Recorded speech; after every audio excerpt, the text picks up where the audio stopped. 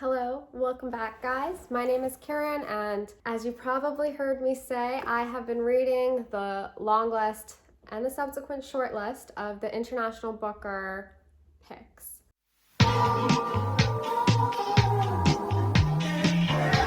Today, we are going to be talking about A New Name by Jon Fosse. I hope I said that right. Here's what you need to know. This is a septology. This little situation covers parts 6 and 7.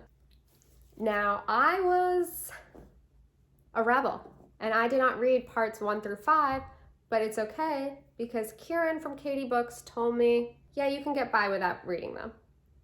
But I did do myself dirty because I loved this, and now I need to read the entire septology. I'm hoping it will come out as one book and I can just zip through it where I read one part for a week.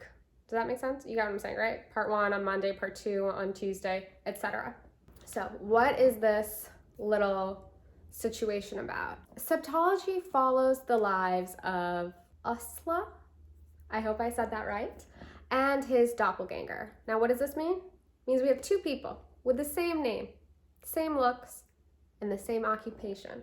The difference is one of them is successful, the other is an alcoholic. And in A New Name, we see our narrator, the successful one, living out kind of the ends of his days. And essentially we live through like 2-3 days with him. Most of the time that we spent with our narrator is focused on the mundane.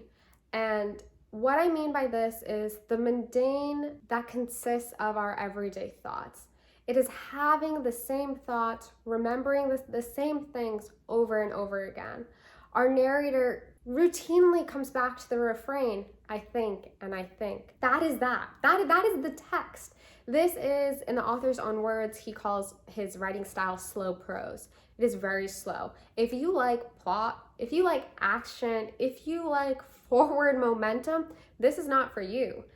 But if you are intrigued by the human experience of having the same thoughts and remembering the same things and grappling with grief and art and most importantly, religiosity, I suggest you pick this up. I was really nervous going into it, thinking that it would be a hard text to wrap my head around, but it's not.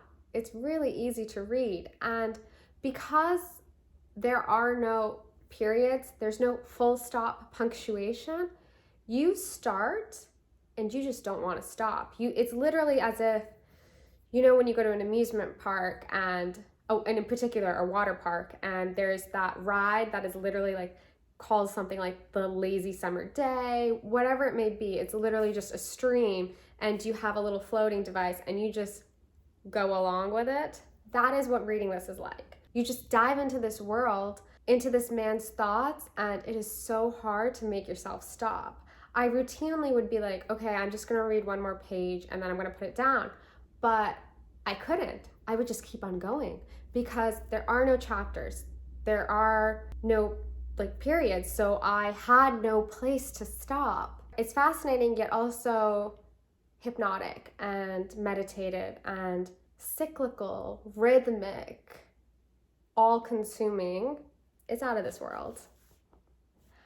And I don't think that this book is for everyone, but I'm really happy I read it because I found it to be so moving and emotional, maybe also because I am concerned with these questions about art and God. So if that seems like your cup of tea, give it a go.